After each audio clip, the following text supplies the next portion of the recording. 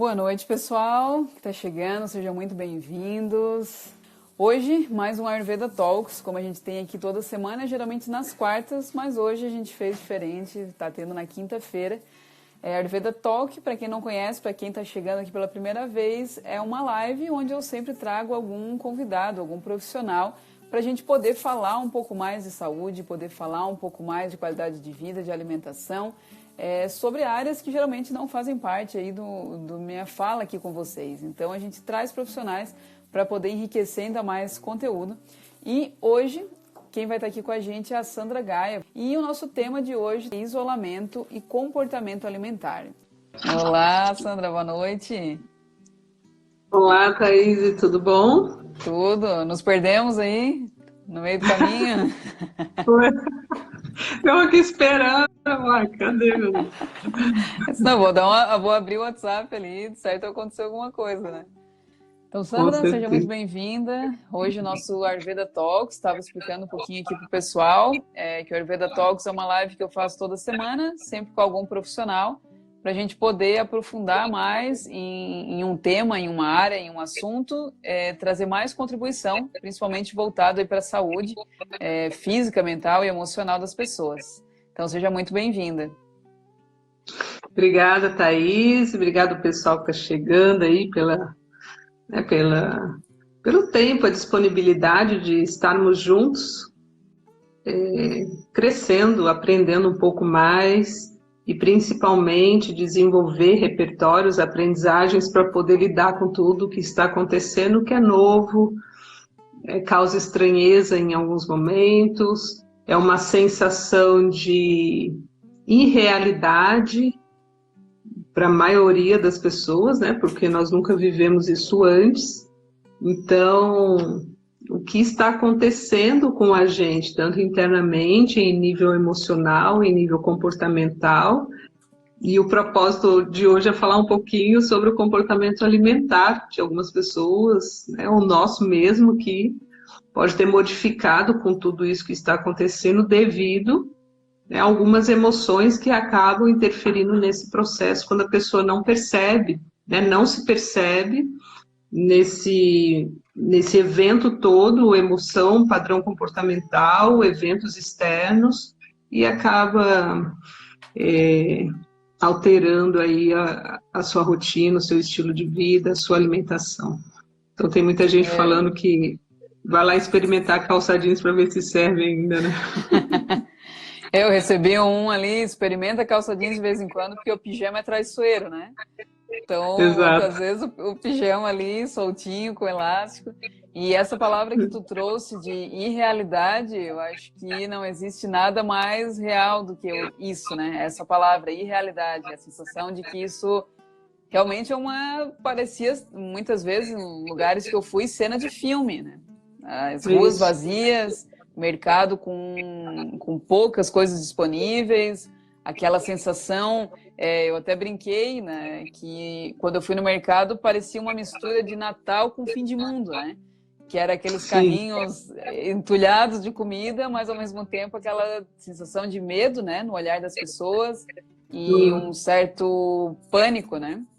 Então, eu acho que isso não tem como, né, Sandra? Não está influenciando as emoções e principalmente o comportamento. Hoje a gente vai falar um pouco mais aqui sobre comportamento alimentar, mas acredito que de uma forma geral, né? O comportamento humano como um todo, né? Então, de que forma tu acha que esse fato de isolamento, né, de as pessoas estarem mais em casa, como que isso pode influenciar o comportamento de uma forma geral? Então, como é um processo totalmente novo para todos nós, estarmos reclusos e de uma forma até que impositiva, seja pelo vírus, seja pelo governo, é uma situação onde nós temos que ficar, pelo menos até segunda ordem, reclusos. Então, foi uma medida tomada e algo novo para nós. Então, automaticamente, interfere no nosso processo emocional. Porque diante de uma situação onde o desconhecido se faz presente, Uma das necessidades da mente a serem atendidas é a necessidade de segurança, de certeza. E diante de um desconhecido, de um total quadro, né, onde a gente simplesmente não tem noção do que vai acontecer, essa necessidade ela não é atendida. A probabilidade é que ocorra uma disfunção emocional por conta disso, aumento da ansiedade, aumento do sentimento de medo, né, de angústia, para alguns até de pavor. E para muitos, essa situação vai interferir no padrão alimentar. Por quê? Porque ocorre uma fome emocional, é uma fome para esconder algo, para lidar com algo que está aqui. Como se a comida fosse aliviar essas emoções, esses sentimentos que acabam tomando conta por uma necessidade da mente não atendida, que é a necessidade de segurança. Né? Assim, de eu me sentir, está tudo bem. Então, enquanto a mente fica naquele looping, né? O que vai acontecer e agora, não sei o quê, a pessoa acaba pirando, e pira mesmo. Ocorre toda uma disfunção, tanto em nível comportamental quanto emocional, porque está tudo ligado. Então, a tendência é a pessoa, algumas delas, descontarem na comida e não percebem isso, né? Não percebem. Então acaba tendo outras discussões. Ontem eu abri uma caixinha de perguntas ali, perguntando mesmo qual era o maior desafio que as pessoas estavam passando, para a gente responder hoje aqui. E eu recebi alguns comentários aqui interessantes. Ela falou que o maior desafio é não ficar irritada. Com a irritação, eu fico com vontade de comer, como se fosse ajudar. Então, eu acho que é exatamente isso, né? Pela necessidade de segurança, acabam surgindo emoções que até então muitas pessoas não tinham experienciado. Eu acho que... Eu não me lembro vou fazer 33 anos, eu não me lembro de ter experienciado essa sensação de uma forma global, né? Essa incerteza do que vai acontecer, de ter que ficar em casa, mesmo com outras vezes, da gripe que aconteceu, esse isolamento foi mais breve e parecia que não existia tanto uma onda de medo, de pânico até, né?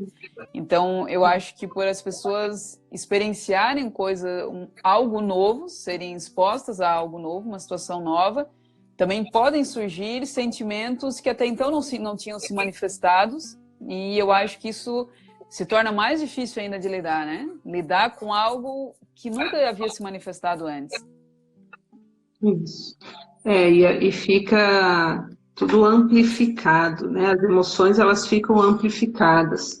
Então, como é uma situação de medo, de risco, onde há risco, né? De vida, por conta de tudo que está sendo colocado até na mídia, onde eu falei nas outras lives, né? Cuidado com o que assista, não fique conectado a tantas informações onde não há uma profundidade em nível estatístico, de veracidade, né? Porque nessas horas muita gente quer aparecer, então coloca lá um chamado, né, meio bombástico, as pessoas automaticamente se plugam, porque sabendo que o núcleo da mente é o medo, e esse medo, ele existe como um mecanismo de sobrevivência, então eu preciso sobreviver, elas acabam se plugando a tudo que é mais trágico, e a probabilidade é que isso interfira no nosso organismo de uma forma muito ruim. E aí vem tudo isso, amplifica a irritabilidade, amplifica o medo, amplifica a tristeza. Então a gente já está tendo casos de suicídio, então você vê, chega ao extremo, porque fica tudo... Eu sempre gosto de usar aquela analogia em carne viva, né? Fica tudo mais sensível. Então é só tocar que já dói. Então esse cuidado que a gente tem que ter, né, que estamos diante de uma situação inusitada, nova para todos nós, ninguém está vivendo algo diferente. O que pode ser diferente é a nossa postura diante do que está sendo apresentado para nós, né? Então, assim, ok, a situação está aí, ela é igual para mim, ela é igual para você, ela é igual para o meu vizinho. E diante disso que está sendo colocado para nós, qual é a minha postura? Né? Como que eu vou me portar? Eu vou me desesperar? Eu vou arrancar meus cabelos? Eu vou ficar extremamente irritada, né, ansiosa? Vou comer as paredes? Vou xingar todo mundo? Ou eu vou me centrar, né, vir para o adulto e olhar para tudo que está ocorrendo e ver, ok, a situação é essa, o que eu posso fazer diariamente, porque as tomadas de decisões têm que ser diárias, né? Não adianta agora eu tomar uma decisão para, mas e como que vai ser lá o futuro? Eu não sei, você não sabe, eu acho que ninguém sabe sabemos. diante desse quadro, né? Então a gente toma decisões diárias para diminuir esse nível de ansiedade, esse nível, né, de medo, de pânico que está instalado aí em muita gente. Então eu vejo que é isso, a gente tomar as decisões para hoje, né? E quais são as escolhas diante desse quadro também? O que você está fazendo, né, no seu dia? A que você está linkado, plugado, conectado? Eu, particularmente, acredito que a Thaís também, né, que a gente faz parte aí de uma mesma escola, a gente está estudando, né? Muito. Dando praticamente o dia inteiro. O dia Por quê? inteiro. Porque estamos desenvolvendo ferramentas. Quais ferramentas, Sandra? Internas, ferramentas, intelecto, para poder lidar com tudo isso que vai surgir. Né? Então, eu não estou sentada vendo, sei lá, TV aberta, porque eu não vou citar nenhum programa, né? Sim. Mas, sabe, informações que não agreguem, que você não faz nada com isso e pode gerar muito mais emoções que te deixem mais ansiosa, mais irritada. Né? Então, assim, vamos nos conectar nesse momento a pessoas e a conteúdos que levem a gente a desenvolver ferramentas, né? Desenvolver uma psicologia assertiva, para que a gente possa lidar com o que está sendo apresentado para a gente da melhor forma possível. Né? E aqui é importante a gente dizer que a gente não está querendo falar aqui em ficar alienado, né? E não saber o que está acontecendo no mundo. Sim. Como tu falou, tem informações baseadas em dados, em estudos, informações científicas de preferência, e não sensacionalistas, né? Não achismos, que é algo que também se instala, né? Uma opinião está solta por aí, palavras soltas, frases, que vão instalando esse software, né, nas pessoas, né? Então eu vejo uma chamada de medo, como tu falou, o medo é o núcleo da mente, naturalmente eu me conecto e aquilo é instalado em mim. E isso que tu falou também de ir e é amplificado pelo momento, com certeza. Isso que tu falou também de ir para a postura do adulto, né? Eu acho que é muito importante, porque quando a gente olha para um problema, o que o nosso professor fala muito, focar na solução, né? Não amplificar mais o problema. Então, não ir para essa postura, muitas vezes, da criança, que é essa que se desespera, que quer buscar algo para segurar, e sim ir por um adulto, olhar e ficar com aquilo que é, e frente a isso tomar ações. E eu acho que isso é para a nossa vida toda, né, Sandra? Sim. E mais ainda, e como tudo simplifica, isso simplifica mais agora. Tu fala sempre muito das casas emocionais. Então, as casas que eu escolho estar agora, né? Eu acho que essas casas, elas vêm muito daquilo, da minha caminhada até aqui.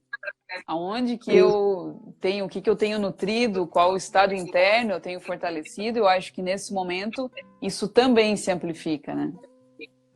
Exato. Porque assim, lembrando que tudo na vida, tudo são escolhas. Eu posso escolher ficar no vitimismo, né, colocando a culpa no governo, colocando a culpa no vírus, colocando a culpa sei lá no quê. Só que o que isso vai agregar? Nada. Pelo contrário, vai fazer com que você fique paralisado e mais, você se torna um vírus. Você se torna um vírus para você mesmo e se torna um vírus na vida das outras pessoas, porque você não passa a ser uma pessoa que contribui, que agrega. Você é sempre aquela que traz o quê? né, as informações errôneas, as informações pessimistas, e geralmente tudo distorcido, porque o mecanismo da mente já naturalmente faz isso, distorce, generaliza e omite as informações, porque a gente usa um óculos e a gente enxerga a realidade a partir desse óculos. Então, quando eu já significo, já estou trazendo aquilo que eu estou lendo, aquilo que eu estou vendo, eu já estou distorcendo, generalizando e omitindo muita coisa, né? E eu repasso para o outro essa distorção. Então imagine, né, algo que alguém falou lá, por isso é o cuidado, para que a gente não caia nesse padrão de vítima, de começar a culpar tudo e a todos. E aí você vai fazer o quê? Você vai fazer esse movimento aqui, né? Que é o tal do engolir, e é por isso que muitas pessoas, nesse processo que acabam até aumentando o peso, são padrões disfuncionais, porque há uma tendência o quê? De fazer esse movimento para dentro, né? Então é como se aquelas pessoas que sentem muita raiva, né? E vai estourar onde? Geralmente no fígado. Então elas vão acumulando aquilo, elas vão sentindo, elas são pessoas, né, que geralmente implodem. E quando você está nessa postura de vítima, de culpar tudo e a todos, e não olhar para a solução, está sempre focado no problema, ali é o mesmo movimento, né? Então, por isso que você se torna um vírus para você mesmo, a tendência é você não ter mais a sensibilidade de estar conectado ao momento presente, aquilo que você está fazendo. Então, em relação à comida, você vai comer e de repente você nem sabe o que comeu, você não sentiu o sabor do alimento, você não apreciou aquele momento da relação com a alimentação. E tem uma coisa interessante, Thaís, que nessa situação inusitada do que vai acontecer, gente vai para o mercado, compra muita coisa, estoca há alguns meses. E coisa que o brasileiro, né, que eu me lembre, a gente nunca passou, eu mesma, eu nunca estoquei comida na minha casa. Eu sempre comprei para semana, né, para dias, nunca tive estoque de comida, né? Então a gente não sabe nem o que é isso, né? Eu não sabia assim, tá, mas o quanto que eu compro, né? Tipo, para 3 meses, quantos quilos de não sei o que eu tenho que comprar, né? Foi difícil. Né? Foi um padrão comportamental que eu não tinha desenvolvido, nem tenho direito ainda, né? E tive que executar. Eu sei que eu fui no mercado acho que umas 3, 4 vezes. Eu não sabia a quantidade. Né? Assim, eu estava pensando, não, eu acho que não vai dar. Então é algo novo que a gente está aprendendo a lidar. E com tudo isso, um outro padrão que acaba sendo instalado e que a gente não passou, mas a gente já assistiu em filmes, principalmente em filmes que o tema é sobre guerra, algo assim, que a gente vê onde as pessoas passaram por privação de alimento, né? Essa sensação que a gente via no filme, não sei como é que foi para vocês, mas teve momentos que eu falei assim, gente, né? Como será que é ser privado de alimento? Ou seja, tudo bem, você estocou, mas se o trem demora mais tempo, vai ser, né, tem que comer pouquinho. Aí você começa a olhar para aquele alimento, e aquele alimento ele passa a ser tão incrível, porque assim, nossa, né, eu tenho uma laranja para experienciar agora, para sentir o gosto. E sério, amplificou o gosto da laranja. Não sei como é que foi o pessoal. Mas... Amplifica. O pessoal, se tiverem dúvidas, né, ou forem tendo aí alguns insights durante a conversa, vão escrevendo aqui pra gente. Eu tive essa mesma sensação, principalmente em relação a desperdício, né, porque não é algo que eu gosto de fazer, mas vez ou outra, alguma coisa estragava na geladeira, ou uma fruta lá na fruteira, e agora, sim, parece uma coisa, seria uma dor imensa ter que jogar um alimento fora. Por mais que a gente está aqui, a gente escolheu se isolar mesmo, então estamos aqui no sítio, todo o alimento orgânico, aqui as cascas, tudo a gente dá para os animais, né? Então, querendo ou não, segue um ciclo. Mas mesmo assim, e aqui está acontecendo uma situação mais intensa ainda com a gente, que a gente está com a chance de ficar sem água. que não chove há alguns meses aqui, então a casa do caseiro já acabou e hoje a gente decidiu que vai estar economizando mais ainda. Tem um rio que dá de tomar banho lá e pegar água para lavar a roupa e louça e tudo mais. Mas eu fiquei pensando que situação interessante, né? De estar expondo e que bom a gente estar sendo expostos a isso também, né? Eu passei pela mesma coisa que tu. Quando eu fui no mercado, a gente veio para cá com a ideia de ficar um mês, mais ou menos, e eu trouxe um cacho, eu não sei se é cacho ou penca que fala. Cacho. Um cacho de banana. Aquele que a gente compra normalmente, né? Não a grandona. Eu trouxe um cachinho. E trouxe um monte de gengibre, que eu adoro gengibre, adoro botar em tudo. E aí o Thiago ficava brincando comigo, não, a Thaís trouxe gengibre por um mês, mas banana no primeiro do segundo dia ali já foi tudo, né? Então é justamente isso. Eu nunca, antes de tu entrar, a gente estava conversando sobre o fazer rancho. Não é algo que a minha família tinha como hábito. E a gente também, agora compras para semana, às vezes 2, 3 vezes na semana ir no mercado. E foi muito estranho ir no mercado, e quando a gente foi no mercado aqui da cidadezinha, né, que a gente está, e era aquela coisa, a gente fazendo compra, e daqui a pouco começou a ficar vazio os corredores, e aí as pessoas começaram a olhar, e disse, vocês não vão sair do mercado, ele fecha agora meio-dia. E eu disse, gente, aí eu sob pressão ainda, né, o mercado de cidade pequena, fecha meio-dia, sob pressão para ter que escolher quantidade de alimento, assim, foi uma loucura. Foi algo totalmente inaugural, hein? Exatamente, então... E isso é muito sendo também um resgate, eu acho que é ancestralidade, né? Aqui, Sim. o sítio que eu tô vivenciando muito isso, porque essas terras começaram com os meus antepassados, né? Meus bisavós eram deles, passou para os avós, para os meus pais, e hoje eu estou aqui. Então, esse resgate, o meu pai falava muito isso, de ficar aqui sem luz, sem água, e estar experienciando tudo isso também está me fazendo honrar muito toda a trajetória que eles passaram, para que eu hoje pudesse estar aqui com um conforto, né? Nesse momento tão importante, ter um local seguro, que foi... Eles abriram caminhos, né? Para estar aqui hoje. Sim.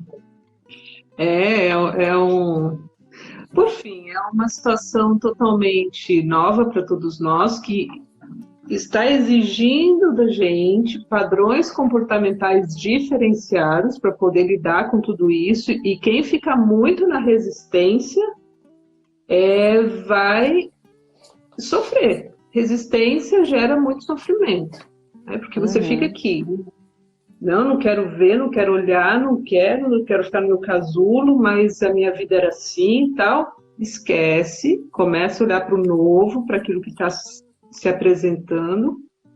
Vamos aprender com tudo isso, porque a gente já começa a identificar algumas coisas que são importantes, do tipo, como é gostoso a nossa liberdade de poder ir e vir e valorizar o nosso próprio corpo, né, da gente poder ter saúde para fazer uma caminhada, valorizar as coisas durante essa caminhada, porque eu atendia muitas pessoas que, e aí, você conseguiu fazer uma caminhada, um exercício? Ah, não gosto.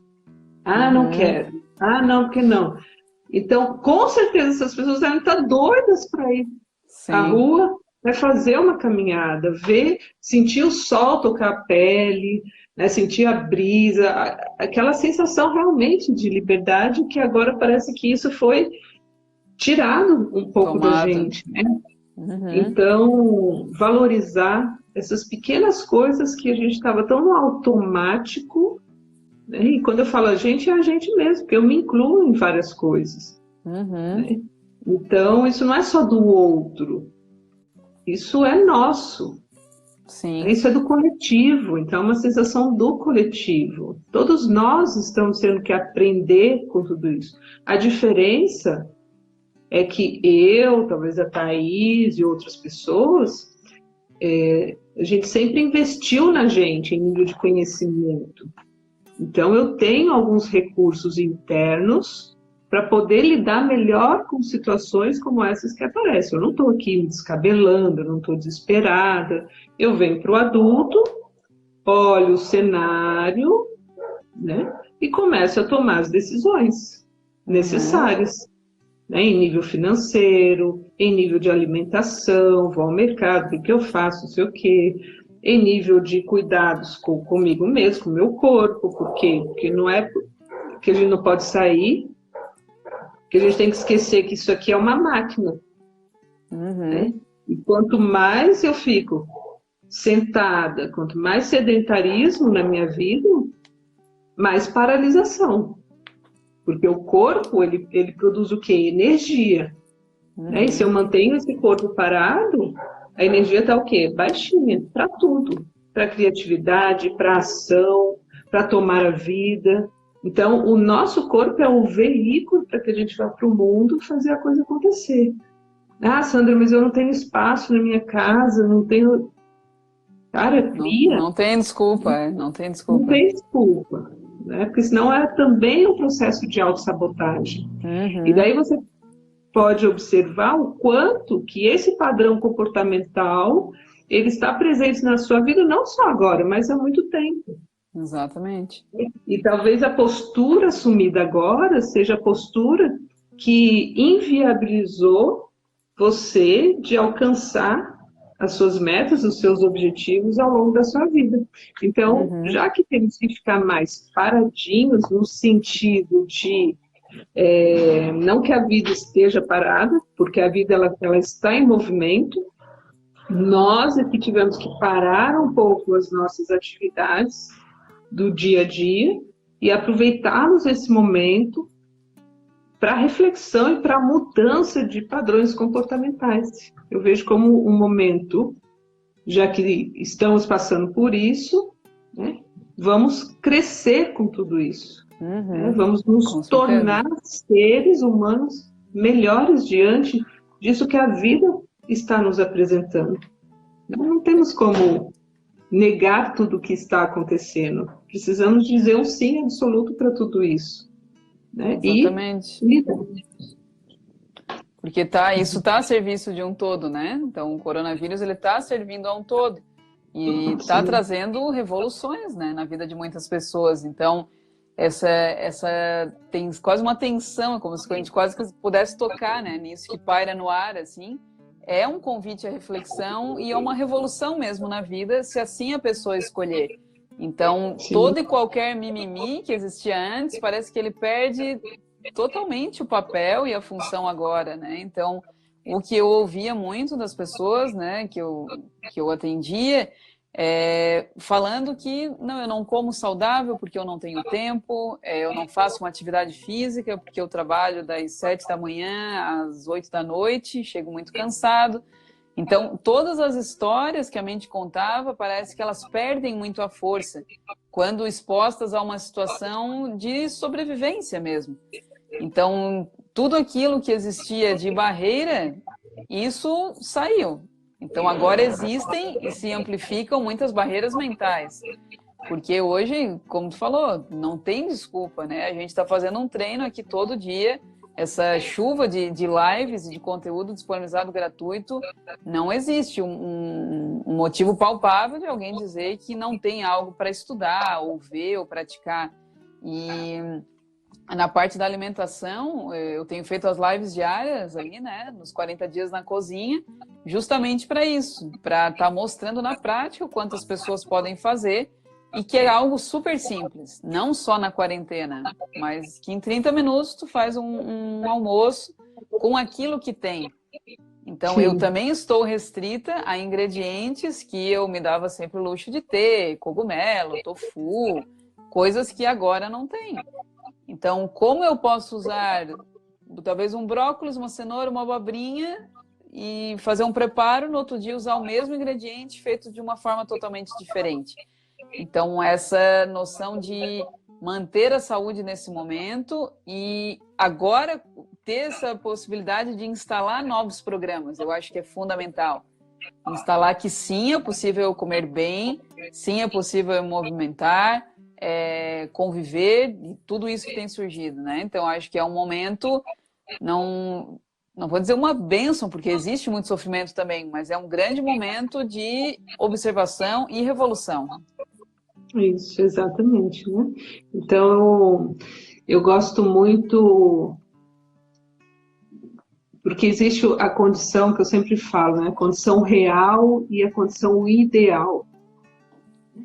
Então, em muitos momentos, a gente não consegue vivenciar ou executar a condição ideal.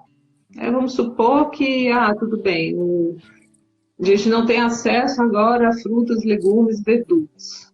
Então, vamos ter que comer basicamente o quê? Aquilo que é alimentos não perecíveis que a gente conseguiu estocar. Né? Um arroz, um feijão, não sei o quê.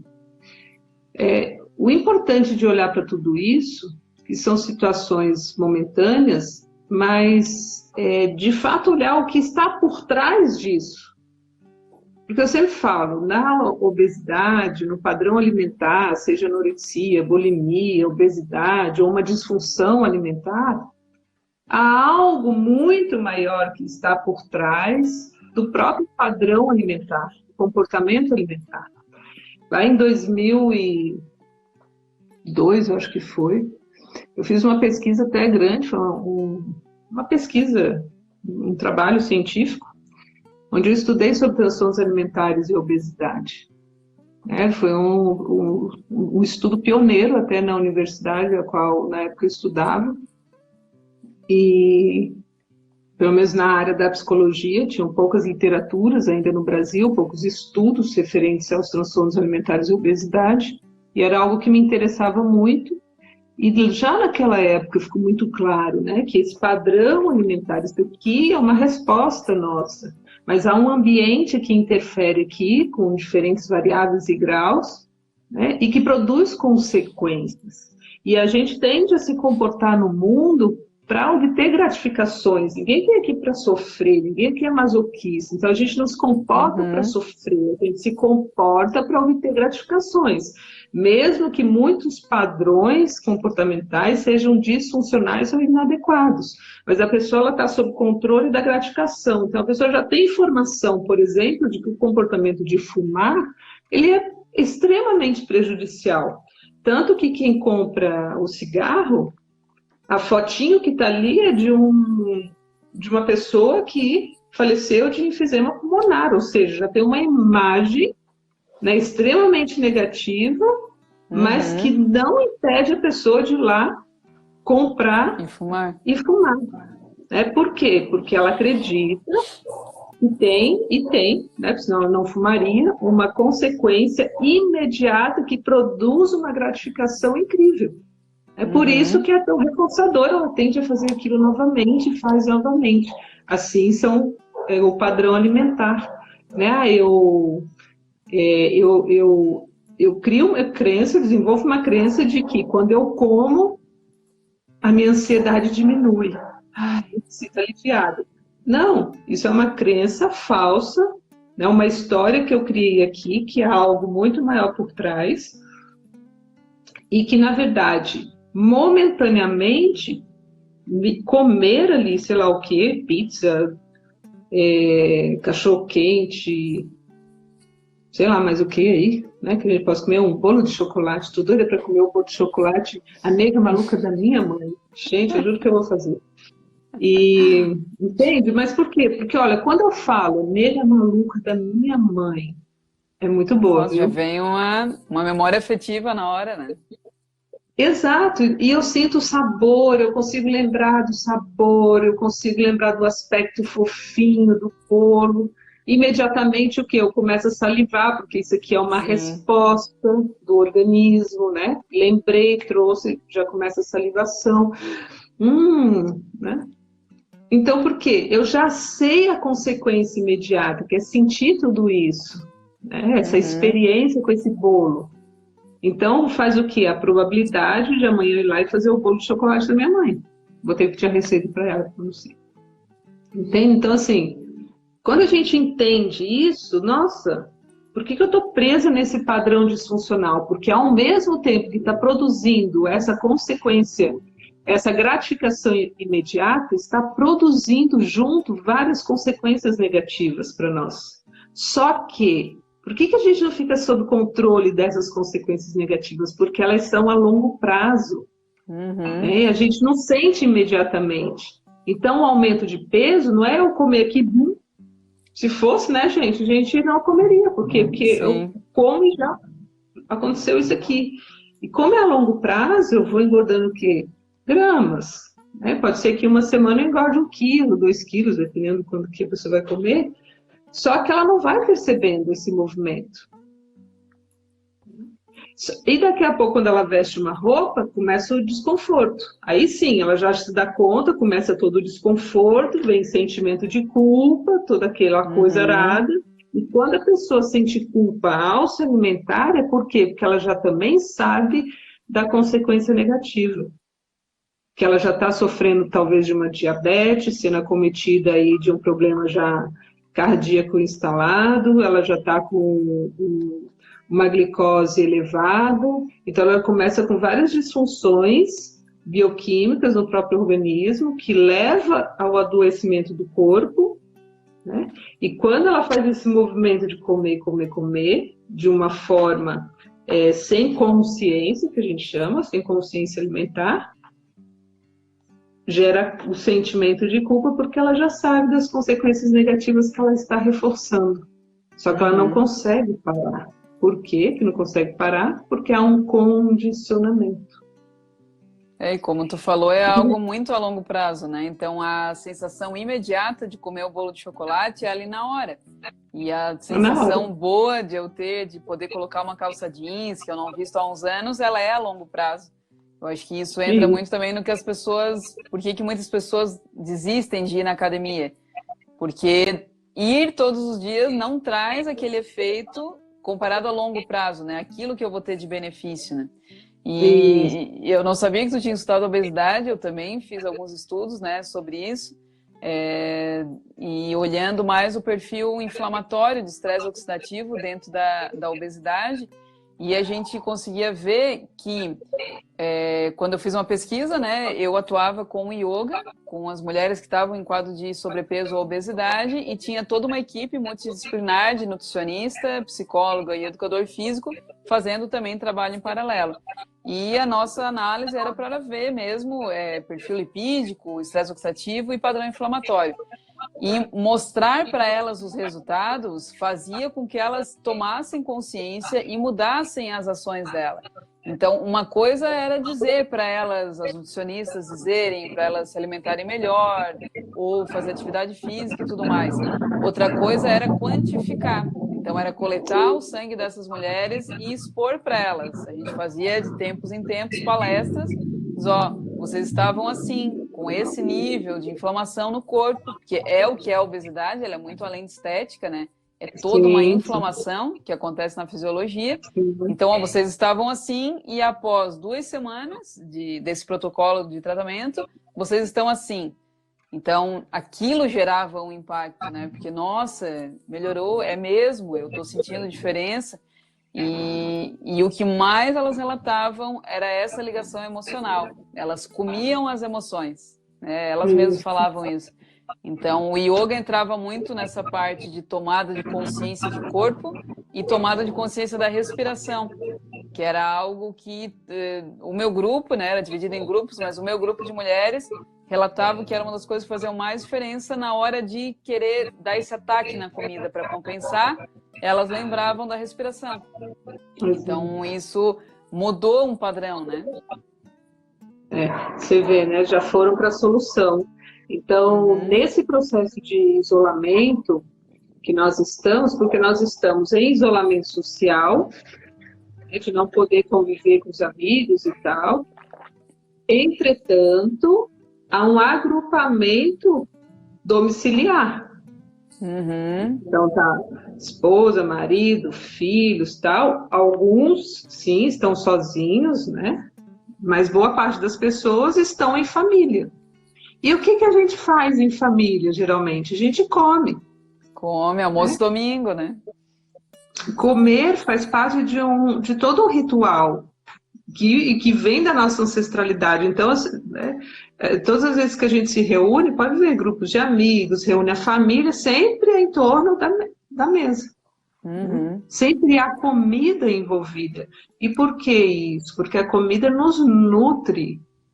Ela vem como uma nutrição, como um aconchego, como uma confraternização.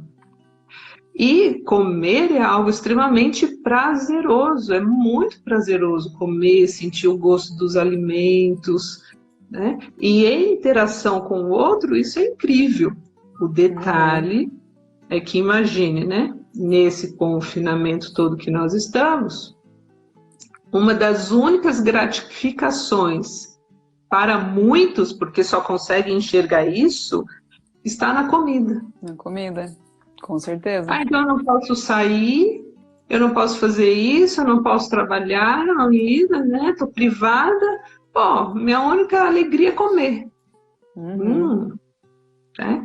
Então, sim, comer é maravilhoso, é prazeroso, nos traz um bem-estar incrível. Entretanto, se a gente não toma consciência, ou seja, a consciência alimentar vai trazer prejuízos. Então, a gente tem que ficar atento à consequência imediata, que é como eu falei. Ah, vou fazer. Eu evito muito, sabe, Thaís, a fazer doces, bolos. Sempre foi assim para mim, porque eu trabalho muito com estímulo discriminativo. Então, assim, eu discrimino, né, algumas coisas para produzir determinados padrões comportamentais. Então, como eu sei que o bolo de chocolate ele é muito gostoso, se eu fizer um bolo inteiro, a probabilidade é que toda hora eu esteja comendo um pedacinho desse bolo, certo? Porque ele é prazeroso, ele é bom, tá ali, é visual, a gente come pelos olhos, né? Então, se a gente não tem, ele está longe da nossa visão, a gente não come. Então, eu sempre indico para as pessoas que eu atendo, eu falo assim, ok, você ter vontade, você não precisa se restringir de comer um pedaço de bolo de chocolate, porque até o teu organismo está pedindo o bolo de chocolate, né? Mas vai lá e compra uma fatia. Por quê? Porque daí você vai ficar saciado, satisfeito. Ok, já comi o pedaço, né, o bolo de chocolate, as papilas gustativas, porque nossa língua é separada, né, em 3 áreas, a área do doce, a área do azedo, a área do salgado. Né? Então, assim, as papilas, tanto que eu falei uma vez, falei assim, Thaís, tá aí, se a gente desativar as papilas gustativas, pronto, a gente não vai mais sentir o sabor das coisas, vai ficar sem graça. Não vai comer besteira, né? Pronto, bem simples. Acabou a obesidade no mundo. Às vezes, melhor ainda, até tem um post no meu feed ali que tá como título "Você pode comer o seu bolo de chocolate", que é o que eu convido as pessoas a não deixarem, porque muitas vezes é muito difícil. É ou aprender a fazer boas escolhas saudáveis, ou aprender a preparar com bons ingredientes, porque hoje a gente já tem toda a possibilidade de fazer aquele bolinho estilo da mãe, aquela nutrição, aquele sabor gostoso, só que com algo que é melhor ainda, que vai gerar mais saúde. Então a gente não precisa se privar do gostoso, né? Daquele doce, do saboroso. Mas sim, ou aprender a escolher, ou aprender a fazer, né? Exatamente, porque, né, a gente já sabe disso. Então, conhecimento é tudo. Eu acho que eu falei isso na live de ontem. Nem sei lá mais. A gente está estudando tanto, né? Que em algum momento eu falei, conhecimento é tudo, né, gente? Tudo. Quando a gente tem conhecimento, a gente tem ferramentas para lidar com as situações. Então, eu já entendi que, cara, é mesmo, eu como porque é bom e eu obtenho essa gratificação, né? É um prazer saborear aquilo. Gente, mas se eu ficar comendo bolo de chocolate o dia inteiro, logo também terei consequências negativas. Né? Então eu tenho que estar consciente disso. Isso é consciência alimentar. Ok, eu vou curtir aquele momento, entretanto eu vou saber na hora de parar. E aí é que mora o perigo. Boa parte das pessoas não tem autocontrole. Enquanto não exterminar totalmente com o bolo de chocolate, a pessoa não sossega. Então, aí o que a gente faz? A gente tem que dar solução, né, Thaís? Uma psicóloga e uma especialista em... eu nunca sei falar direito, fala você. Ayurveda. Né? E e também de toda a parte fisiológica, porque a Thaís é fisioterapeuta, especialista também em yoga. Então, assim, que a yoga é um conhecimento, se eu falar besteira você me corrige, que vem dos Vedas? Sim. Isso? Uhum. Então, que leva toda essa consciência corporal, né? O Ayurveda também, né? Vem também. São ciências irmãs, né? Então, ambas trazem uma consciência de saúde e de liberdade também, que é justamente isso que tu falou. É trazer uma apropriação da saúde, né? Então, é eu me empoderar da minha saúde para poder fazer escolhas sem ficar preso a regras. Então, a gente pode sim comer coisas fora do normal, da dieta, mas tendo consciência que aquilo é uma exceção, não é o meu hábito alimentar. Então, tanto o yoga traz muito, né? Eu falei muito hoje isso. Hoje a gente teve a primeira aula da Tribo Saudável, a primeira de 12 aulas aí, começou hoje. E eu falei bastante sobre isso, o quanto o yoga me trouxe essa consciência do corpo e o quanto ele me mostrou a consciência de uma importância de uma saúde integral. Que eu vim de uma graduação que muitas vezes via, né, o paciente ortopédico, o neurológico, o cardiopulmonar, o indivíduo separado. E o yoga me trouxe esse ensinamento da visão integral. E como o indivíduo, para poder ter uma saúde integral, entra a alimentação. E aí o Ayurveda veio com todo esse conhecimento, né? Exato. Porque a gente sai das caixinhas, da categorização que eu falo, ou classificação. Isso aí era a base da ciência antiga, o que a gente chama de positivista, que vê o ser humano, né, todo fragmentado. Por isso que vieram todas as especializações. E as especializações, elas são importantes porque elas dão o foco, né? Vamos colocar, elas vão a especialização ela vai na minúcia. Ela fecha, ela restringe, ela estuda muito aquilo. Entretanto, é importante, depois de restringir, olhar para o todo. Então, eu já fui a muitos profissionais que, quando eles fazem a entrevista, eles só perguntam da dor local. Ah, tá. E não perguntam do resto, eu fico só olhando, né? Eu fico assim, tá, ele não vai perguntar o que eu faço, as minhas atividades, isso. E se eu vejo que a pessoa, no processo de entrevista, o diagnóstico, ele não está olhando para todas as variáveis que podem estar interferindo diretamente ou indiretamente naquilo que surgiu ali, cara, eu levanto e sinto muito, eu desconsidero, para mim não é válido, né? Não porque faz sentido, essa dor aqui, mas a origem dela pode ser por uma disfunção comportamental que eu estou tendo, sei lá, né? No meu trabalho, numa situação X, porque a gente sabe que mente e corpo formam um sistema único e mais de 90% das doenças, isso dito pela ciência, a origem é emocional. É o meu foco de trabalho. Né? Eu trabalho com as emoções, eu trabalho em ajudar as pessoas a desenvolverem uma psicologia assertiva. Para quê? Para que elas tenham maior clareza nos processos de tomada de decisão. Né? Então, por que eu como? Eu tenho que entender como que eu funciono para poder mudar meu padrão comportamental e ter resultados diferenciados. Né? Como eu falei, o comer é só uma ação, o que está por trás disso? O que mais isso significa, né? E o que mais isso significa?